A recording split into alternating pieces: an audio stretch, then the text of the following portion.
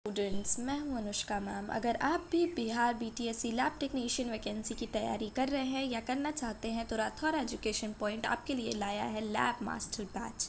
इस बैच में आपको इस एग्ज़ाम का कंप्लीट सिलेबस कवर कराया जाएगा रिकॉर्डेड क्लासेस के थ्रू। साथ ही साथ आपको कंप्लीट पीडीएफ नोट्स भी मिलेगा, मतलब आपको नोट्स खुद के बनाने के भी कोई टेंशन नहीं है। आप कम समय में हमारे नोट्स से ही पढ़कर इस एग्ज़ाम को दे सकते हैं। साथ ही साथ आपको टेस्ट सीरीज़ भी मिलेगा और आपका कंप्लीट सिलेबस कवर भी कराया जाएगा।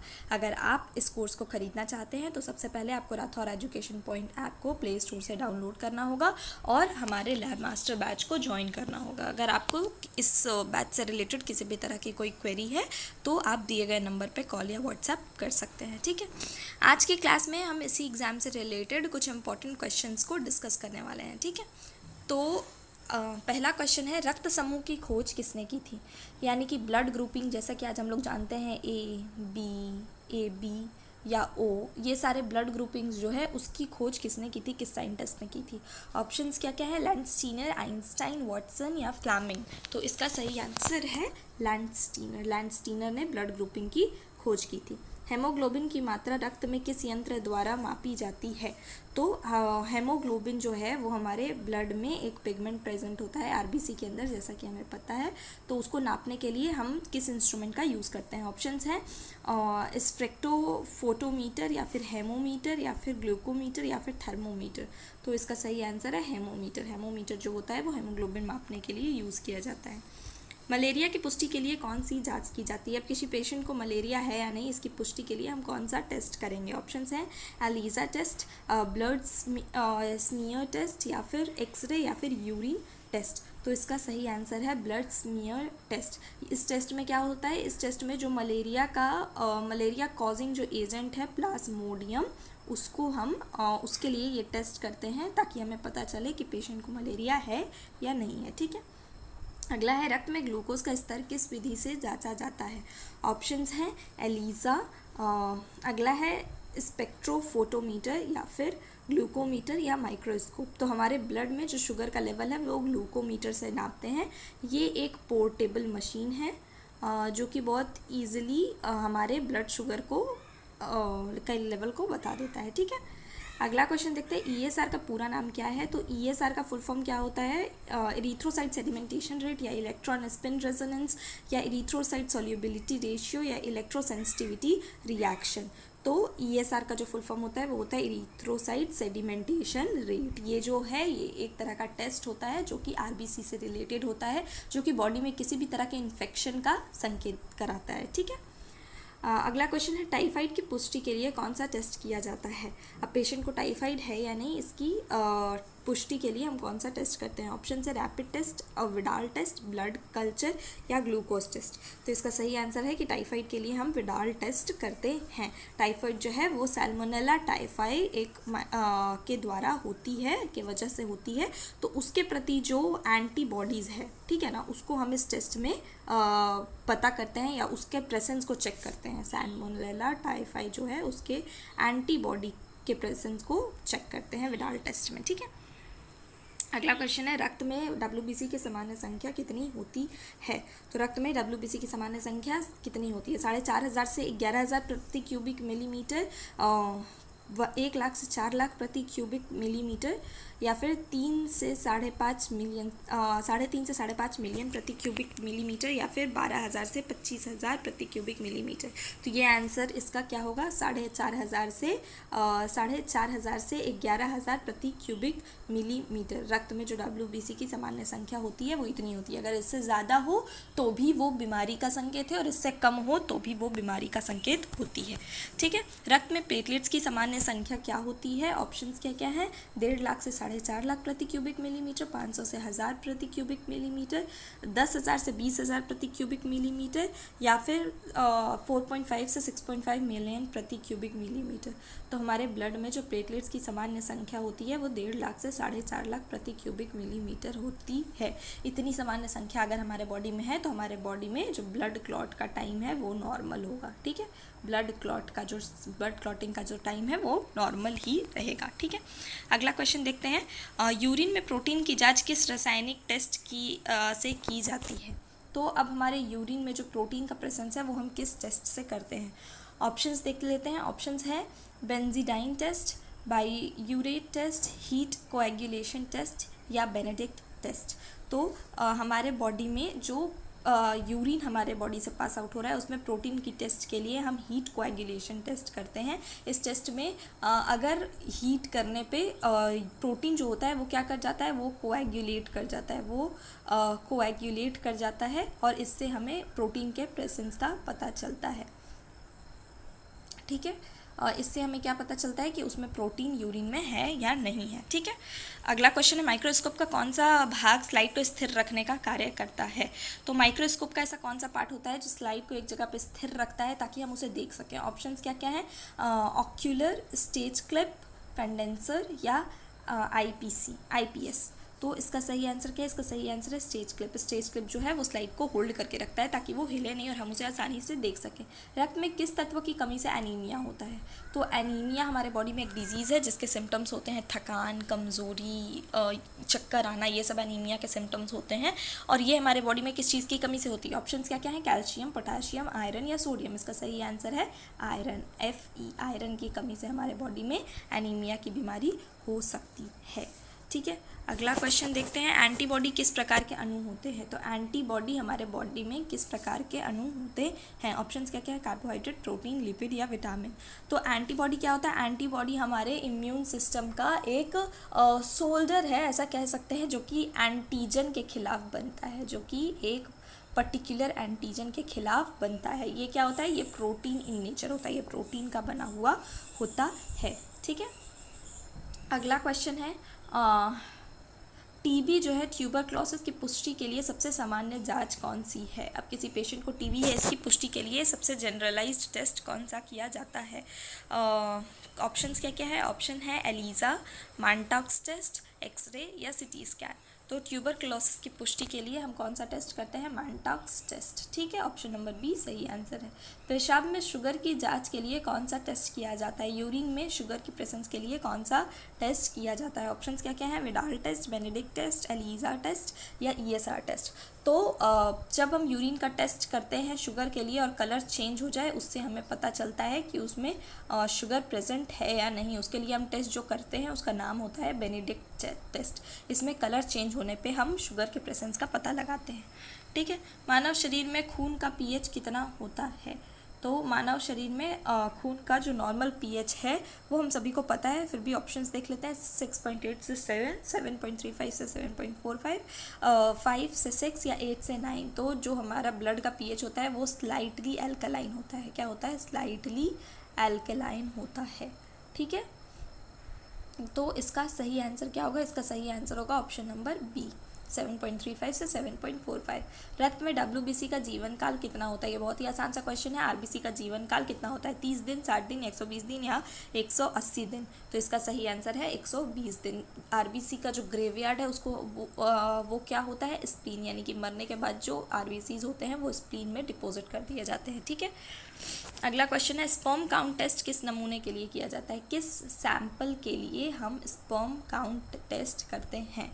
ठीक है, ऑप्शंस क्या क्या है, रक्त हो गया, यूरिन हो गया, स्पर्म यानी वीर्य हो गया या फिर थूक। तो सीमेन के लिए हम सीमेन टेस्ट करते हैं। इसमें क्या होता है, इसमें पेशेंट जो भी मेल है उसका जो भी रिप्रोडक्टिव रेट है, उसके सीमेन में किसी तरह का कोई कमी नहीं है, उसके स्पर्म हेल्दी हैं या नहीं, वो फादर बनने के उसके अंदर फादर बनने लायक जो नॉर्मल कंडीशंस होनी चाहिए वो है या नहीं, ये सारी चीज़ों को हम इस टेस्ट में पता लगाते हैं। ठीक है, हेमाटोलॉजी लैब में सबसे ज़्यादा उपयोग में आने वाली एंटीकोएगुलेंट कौन सी है। तो हेमाटोलॉजी लैब में जो एंटीकोएगुलेंट सबसे ज़्यादा काम में आती है वो कौन है। तो ऑप्शन से EDTA, हेपारिन, सोडियम साइट्रेट या फिर अमोनियम सल्फेट। तो इसका सही आंसर है EDTA। EDTA का फुल फॉर्म क्या होता है, ethylene diamine tetra acetic acid. ठीक है, ये क्या करता है, ये कैल्शियम को बांधकर कोएगुलेशन को रोकता है। ये क्या करता है, कैल्शियम को बांधकर कोएगुलेशन को रोकता है। मलेरिया परजीवी को वैज्ञानिक नाम क्या है? मलेरिया को कॉज करने वाला जो परजीवी है उसका वैज्ञानिक नाम क्या है? ऑप्शंस क्या क्या हैं? प्लाज्मोडियम, सैल्मोनेला, ट्रिपैनोसोमा या माइकोबैक्टीरियम। तो इसका सही आंसर है ऑप्शन नंबर ए, प्लाज्मोडियम। जैसा कि हमने ऊपर भी एक क्वेश्चन में डिस्कस किया था, मोस्ट जनरल तरह के जो प्लाज्मोडियम है जो मलेरिया करवाते हैं वो होते हैं वाइवैक्स और फैल्सीपेरम। फैल्सीपेरम और वाइवैक्स जो होते हैं वो दो मोस्ट कॉमन तरह के प्लाज्मोडियम हैं जो कि मलेरिया करवाते हैं। ठीक है, अगला क्वेश्चन देखते हैं। रक्त जांच में HbS-Ag का टेस्ट किस रोग के लिए किया जाता है? ऑप्शंस क्या क्या हैं? टाइफॉइड, हेपेटाइटिस बी या फिर डेंगू या फिर मलेरिया। तो इसका सही आंसर क्या है? इसका सही आंसर है हेपेटाइटिस, जो कि एक वायरल बीमारी है। इसके पुष्टि के लिए हम HbS-Ag का टेस्ट करते हैं। ब्लड ग्रुप ओ को हम क्या कहते हैं? तो ये बहुत ही कॉमन सा सवाल है। ब्लड ग्रुप ओ क्या होता है? ऑप्शंस क्या क्या है? Universal donor, universal recipient, rare group या नेगेटिव। तो ये ब्लड ग्रुप ओ जो होता है वो यूनिवर्सल डोनर होता है, यानी वो सभी को ब्लड दे सकता है, सारे ग्रुप्स को। ठीक है, सारे ब्लड ग्रुप को ब्लड देने का काम कर सकता है। माइक्रोस्कोप में कौन सा भाग से स्लाइड को बड़ा दिखाया जाता है? माइक्रोस्कोप में ऐसा कौन सा भाग होता है जिसमें स्लाइड को बड़ा दिखाया जाता है? ऑप्शंस क्या क्या हैं? Ocular lens, stage clip, condenser या कोर्स इट्स एडजस्टमेंट। ठीक है, कोर्स एडजस्टमेंट। तो इसका सही आंसर क्या है? माइक्रोस्कोप में जो लेंस होता है बेसिकली, जिसको क्या कहा जाता है? जिसको ऑक्यूलर लेंस कहा जाता है, ये चीज़ों को बड़ा करके दिखाने में हेल्पफुल होता है। ठीक है, इससे हम चीज़ें बड़ा करके देख पाते हैं माइक्रोस्कोप में। शरीर का सबसे बड़ा अंग कौन सा है? सबसे बड़ा ऑर्गन हमारे बॉडी का कौन सा है? ऑप्शंस क्या क्या हैं? हृदय, फेफड़ा, स्किन या यकृत। तो इसका सही आंसर है स्किन। स्किन जो है वो हमारे बॉडी को एक्सटर्नल एनवायरनमेंट से प्रोटेक्ट करता है और ये हमारे पूरे बॉडी को कवर करता है और ये हमारे बॉडी का सबसे बड़ा अंग है। रक्त में WBC की अधिकता किस बीमारी में देखी जाती है? तो अगर WBC, जैसा कि मैंने आपको ऊपर एक क्वेश्चन में बताया था कि WBC ज़्यादा और कम दोनों होना ही हानिकारक है। ठीक है, तो अगर WBC की अधिकता हो जाए तो उससे कौन सी बीमारी हो सकती है? वो किस बीमारी का लक्षण हो सकता है? ऑप्शन क्या क्या है? एनीमिया, ल्यूकेमिया, मलेरिया या डेंगू। तो इसका सही आंसर है ल्यूकेमिया। ल्यूकेमिया क्या है? ल्यूकेमिया को हम ब्लड कैंसर भी कहते हैं। ठीक है, ल्यूकेमिया को हम ब्लड कैंसर भी कहते हैं, जिसमें एबनॉर्मल तरीके से WBC का संख्या बढ़ जाता है। मानव शरीर में रक्त की औसत मात्रा कितनी होती है? नॉर्मली एक ह्यूमन बॉडी में रक्त की औसत मात्रा कितनी होती है? ऑप्शंस क्या क्या है? 2 से 3 लीटर, 3 से 4 लीटर, 4 से 5 लीटर या 5 से 6 लीटर। तो इसका सही आंसर हम सभी को पता है, 5 से 6 लीटर। एक नॉर्मल बॉडी में ब्लड की जो नॉर्मल वैल्यू होती है वो होती है 5 से 6 लीटर। रक्त में ग्लूकोज की मात्रा सामान्य उपवास मान फास्टिंग में क्या होती है? ग्लूकोज की मात्रा फास्टिंग में क्या होती है? ऑप्शंस क्या क्या है? 60 से 80 mg पर DL या फिर 70 से 99 mg पर DL या 100 से 130 mg पर DL या 140 से 200 mg पर DL।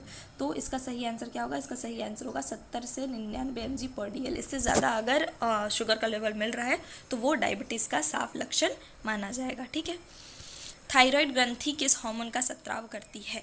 तो थायराइड एक हमारे बॉडी में ग्लैंड है जो कि हार्मोन सिक्रीट करती है, जिससे हमारे बॉडी का मेटाबॉलिज्म रेगुलेट होता है। ठीक है, तो कौन सी हार्मोन सिक्रीट करती है? ऑप्शंस क्या क्या है? इंसुलिन, T3, T4, एड्रेनलिन या टेस्टोस्टेरोन। तो मेटाबॉलिज्म को कंट्रोल करने वाला जो थायराइड ग्लैंड से हार्मोन निकलता है वो होता है T3 और T4। T3 को हम एक और नाम से कहते हैं जो कि है ट्राई आयोडोथायरोनिन, और T4 को हम थायरॉक्सिन भी कहते हैं। ठीक है, अगला है डेंगू की पुष्टि के लिए कौन सा टेस्ट किया जाता है? तो डेंगू की पुष्टि के लिए हम कौन सा टेस्ट करते हैं? ऑप्शंस क्या क्या हैं? ELISA test, Widal test, HB1AC या फिर मॉन्टॉक्स टेस्ट।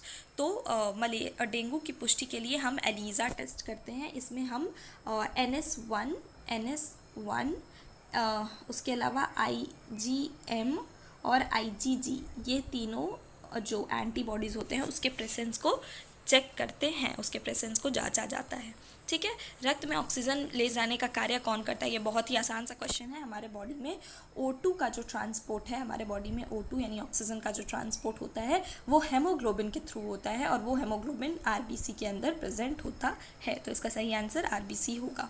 अगला क्वेश्चन है, रक्त में यूरिया की मात्रा अधिक होने पर किस बीमारी का संकेत हो सकता है? अगर रक्त में यूरिन का यानी ब्लड में यूरिन का मात्रा अगर ज़्यादा हो गया है तो वो किस बीमारी का संकेत हो सकता है? ऑप्शंस क्या क्या है, hypoglycaemia, urine infection, kidney disorder या हेमोग्लोबिन कम होना। तो इसका सही आंसर है किडनी डिसऑर्डर। हमारा किडनी अगर सही से काम नहीं करेगा, किडनी का काम क्या है, किडनी का काम है यूरिन को फिल्टर करना ब्लड से, ठीक है। तो अगर ब्लड में यूरिया का मात्रा ज़्यादा दिख रहा है तो इसका साफ मतलब है कि किडनी जो है वो अपना काम सही से नहीं कर रहा है, किडनी का फंक्शनिंग जो है वो ख़राब हो चुका है, किडनी का जो फंक्शनिंग है वो ख़राब हो चुका है, ठीक है। अगला क्वेश्चन देखते हैं। ये सारे इरिथ्रोसाइट सेडिमेंटेशन रेट जांच किस बीमारी में बढ़ जाती है। ESR जो होता है वो मैंने अभी ऊपर आपको बताया था कि ESR जो होता है वो RBC के रिलेटेड एक टेस्ट होता है जो कि संक्रमण और सूजन के सिचुएशन में बढ़ जाती है, ठीक है। अगला क्वेश्चन है, हेमोग्लोबिन का मुख्य कार्य क्या होता है। तो हेमोग्लोबिन का मुख्य कार्य क्या होता है ये मैंने आपको ऊपर बता दिया है, ऑक्सीजन का परिवहन। ये RBC के अंदर प्रेजेंट एक लाल कलर का पिगमेंट होता है जो कि ऑक्सीजन के ट्रांसपोर्ट में मेन रोल प्ले करता है, ठीक है। ब्लड सैंपल की क्लॉटिंग से बचाने के लिए कौन सी दवा का प्रयोग होता है। ऑप्शंस क्या क्या है, पेनिसिलिन, हेपारिन, पैरासीटामोल या इंसुलिन। तो इसका सही आंसर क्या है, इसका सही आंसर है हेपारिन। हेपारिन क्या है, हेपारिन एक तरह का एंटी कोएगुलेंट होता है जो कि ब्लड को क्लॉट होने से रोकता है, ब्लड सैंपल में क्लॉटिंग से बचाने के लिए यूज़ होता है। अगला क्वेश्चन है, HIV संक्रमण की पुष्टि के लिए कौन सा टेस्ट किया जाता है। तो अगर पेशेंट को HIV संक्रमण है या नहीं उसकी पुष्टि के लिए कौन सा टेस्ट किया जाता है। ऑप्शंस क्या क्या है, Widal test, ELISA test, Pontex test या RPR टेस्ट। तो इसका सही आंसर क्या है, इसका सही आंसर है RPR। इसका सही आंसर है एलिजा टेस्ट। एलिजा टेस्ट जो होता है वो सबसे जनरल और सबसे ट्रस्टेड टेस्ट है जो कि HIV के संक्रमण को पूरी तरह से पुष्टि के लिए किया जाता है। अगला है, रक्त में प्लेटलेट्स की सामान्य संख्या क्या होती है। ये हमने क्वेश्चन ऊपर भी देख लिया है। इसका सही आंसर क्या है, इसका सही आंसर है 1.5 लाख से 4.5 लाख पर mm³। अगला क्वेश्चन है, मलेरिया की पुष्टि के लिए कौन सी जांच सबसे अधिक उपयुक्त होती है। मलेरिया की पुष्टि के लिए कौन सा टेस्ट किया जाता है। ऑप्शंस क्या क्या हैं, ELISA test, blood smear test, RPR test या HB1AC टेस्ट। तो इसका सही आंसर ब्लड स्मीयर टेस्ट है, ठीक है। अगला क्वेश्चन है, रक्त में श्वेत रक्त कोशिकाओं का सामान्य कार्य क्या होता है। तो WBC का मेन काम क्या होता है ये इस क्वेश्चन में पूछ रहा है। ऑप्शंस क्या क्या है, ऑक्सीजन का परिवहन, इम्यूनिटी प्रदान करना, थक्का बनाना या ऊर्जा संचय करना। तो इसका सही आंसर क्या है, इम्यूनिटी प्रदान करना। WBC जो होते हैं वो हमारे बॉडी के इम्यून सिस्टम को बनाते हैं। यूरिन एनालिसिस में pH की सामान्य रेंज क्या होती है। यूरिन एनालिसिस में pH जो है वो हमारे बॉडी के नॉर्मल फंक्शनिंग को बताता है। अगर नॉर्मल pH के रेंज के अंतर्गत ही यूरिन का pH आ रहा है तो ये बताता है कि हमारे बॉडी में जो फंक्शनिंग है सारे वो नॉर्मल चल रहे हैं, हमारा बॉडी हेल्दी है। तो इसका सही आंसर क्या है, pH कितना होना चाहिए, 4.5 से 8 तक होना चाहिए, ठीक है। अगला क्वेश्चन है, रक्त में कौन सा घटक रोग प्रतिरोधक क्षमता बढ़ाने में सहायता होता है। ये हमने ऊपर भी देखा है कि रोग प्रतिरोधक क्षमता यानी इम्यूनिटी कौन प्रोवाइड करता है, तो WBCs प्रोवाइड करते हैं, ठीक है। अगला क्वेश्चन है, रक्त में ग्लूकोज की मात्रा मापने के लिए कौन सा इकाई प्रयुक्त होता है। तो कौन सा इकाई को हम यूज़ करते हैं ग्लूकोज की मात्रा ब्लड में नापने के लिए। ऑप्शंस क्या क्या हैं, एम मोल पर लीटर, mg पर dl, IU पर ml या MEQ पर लीटर। तो भारत में हम कौन सा यूज़ करते हैं, mg पर dl, लेकिन कुछ कंट्रीज़ में m मोल पर l भी यूज़ होता, पर लीटर भी यूज़ होता है, ठीक है। अगला क्वेश्चन क्या है, रक्त परीक्षण में CBC का पूरा नाम क्या होता है। CBC का फुल फॉर्म क्या होता है। ऑप्शन है complete blood count, complete biochemistry chart, common blood cell या सेंट्रल ब्लड कंट्रोल। तो इसका सही आंसर होता है कंप्लीट ब्लड कंट्रोल। CBC का पूरा नाम कंप्लीट ब्लड कंट्रोल होता है। ये क्या होता है, ये हमारे बॉडी के ब्लड में जितने भी तरह के सेल्स हैं उसकी पूरी जानकारी देने के लिए ये टेस्ट किया जाता है। ब्लड बैंक में रक्त संरक्षित रखने के लिए कौन सा एंटीकोएगुलेंट प्रयोग होता है। ब्लड बैंक में रक्त में कोएगुलेशन ना हो इसके लिए कौन सा एंटीकोएगुलेंट उपयोग में आता है। ऑप्शंस क्या क्या है, हेपारिन, EDTA, CPDA या NaCl। तो इसका सही आंसर है CPDA। CPDA का फुल फॉर्म क्या होता है, साइट्रेट फॉस्फेट डेक्सट्रोज एडिनाइन, ठीक है। ये जो है ये सबसे कॉमनली एंटीकोएगुलेंट यूज़ किया जाता है ब्लड बैंक में रक्त को एंटीकोएगुलेट तरीके से रखने के लिए। रक्त में हेमोग्लोबिन की कमी से कौन सी बीमारी हो सकती है। ये बहुत ही कॉमन सा क्वेश्चन है, ये मैंने ऊपर बता भी दिया कि एनीमिया जो होता है वो हेमोग्लोबिन की कमी से होता है। अगला क्वेश्चन है, किस संक्रमित व्यक्ति के शरीर में रोगों से लड़ने वाली एंटीबॉडी बनने की प्रक्रिया को क्या कहते हैं। तो किसी संक्रमित व्यक्ति में जो इंसान ऑलरेडी इन्फेक्टेड है, उसमें रोगों से लड़ने के लिए एंटीबॉडी बन रही है, तो उसे हम क्या कहेंगे? इसका सही आंसर है इम्यूनाइजेशन कहेंगे, ठीक है। बॉडी में एंटीबॉडी बनने को इम्यूनाइजेशन कहते हैं। यूरिन टेस्ट में प्रोटीन की उपस्थिति किस रोग की ओर संकेत करती है? यूरिन टेस्ट में अगर प्रोटीन की उपस्थिति है तो किस रोग की ओर संकेत करती है? ऑप्शंस क्या क्या हैं?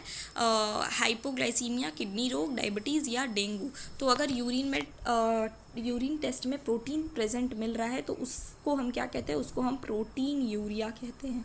उसको हम क्या कहते हैं? उसको हम प्रोटीन यूरिया कहते हैं, ठीक है। ये क्या इसका संकेत देता है? तो ये किडनी के सही से काम ना करने का संकेत देता है कि किडनी में कोई रोग है, कोई डिफेक्ट है, वो सही से काम नहीं कर रहा है।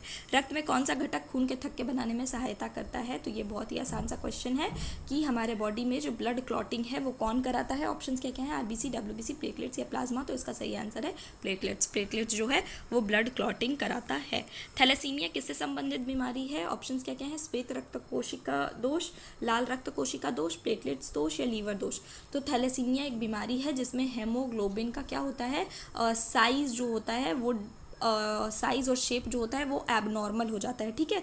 तो ये हेमोग्लोबिन किसके अंदर प्रेजेंट होता है? आरबीसी के अंदर प्रेजेंट होता है, ठीक है। तो असल में थैलेसीमिया किसके रिलेटेड बीमारी है? तो आरबीसी के रिलेटेड एक बीमारी है। अगला क्वेश्चन है, डायबिटीज़ के मरीजों के लिए कौन सी टेस्ट 3 महीने की शुगर स्थिति जानी जाती है?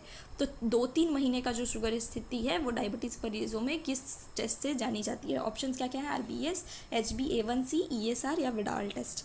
तो इसका सही आंसर क्या है? इसका सही आंसर है HbA1c। इसमें क्या होता है? 2 से 3 महीने का जो शुगर का लेवल है वो नापा जाता है। ये क्या होता है? ये इसका एक और नाम क्या है?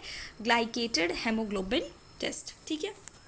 रक्त में अधिक मात्रा में कोलेस्ट्रॉल जमा होने से कौन सा बीमारी का खतरा बढ़ जाता है? तो अगर ब्लड में बहुत ज़्यादा मात्रा में कोलेस्ट्रॉल जमा हो रहा है तो वो क्या होगा? वो जो होगा वो ब्लड वेसल्स में जमा होने लग जाएगा, ब्लॉकेज क्रिएट करेगा। अगर वो बढ़ रहा है तो वो ब्लॉकेज क्रिएट करेगा। इससे जो ब्लड का फ्लो है ब्लड वेसल में वो बहुत ज़्यादा अफेक्ट होगा। तो इससे कौन सी बीमारी हो सकती है? आइए ऑप्शंस देखते हैं। अस्थमा हो गया, हाइपरटेंशन या हार्ट डिजीज़ हो गया, टाइफॉइड हो गया या डेंगू हो गया। तो रक्त में कोलेस्ट्रॉल की मात्रा बढ़ने से क्या हो सकती है? हाइपरटेंशन और हार्ट डिजीज़ हो सकती है। हाइपरटेंशन क्या है? हाइपरटेंशन हाई बीपी होता है। तो अगर ब्लड फ्लो सही से नहीं हो पा रहा है तो प्रेशर जो होगा वो वेसल्स पे बढ़ेंगे और हाइपरटेंशन होगा। साथ ही साथ ब्लड पंप करने में भी हार्ट को प्रॉब्लम होगी और इससे हार्ट डिजीज़ भी हो सकती है, ठीक है। अगला क्वेश्चन है, रक्त में यूरिक एसिड की अधिकता कौन सी बीमारी होती है? तो अगर ब्लड में यूरिक एसिड की मात्रा बढ़ जा रही है तो उससे कौन सी बीमारी हो सकती है? ऑप्शंस क्या क्या हैं? गाउट, डेंगू, टाइफाइड या मलेरिया। तो इसका सही आंसर है गाउट। गाउट जो होता है वो जॉइंट्स में सूजन या पेन से रिलेटेड एक बीमारी होती है जो कि यूरिक एसिड अगर ब्लड में बढ़ जाए तो उसके कारण होती है। आज के क्लास में हम इतने ही क्वेश्चंस को प्रैक्टिस करने वाले हैं। ये क्वेश्चंस बहुत ही ज़्यादा इंपॉर्टेंट है। आई होप आपको ये क्लास अच्छा लगा हो। अगर अच्छा लगा तो आप राठौर एजुकेशन पॉइंट चैनल को सब्सक्राइब करना बिल्कुल ना भूलें। Thank you so much.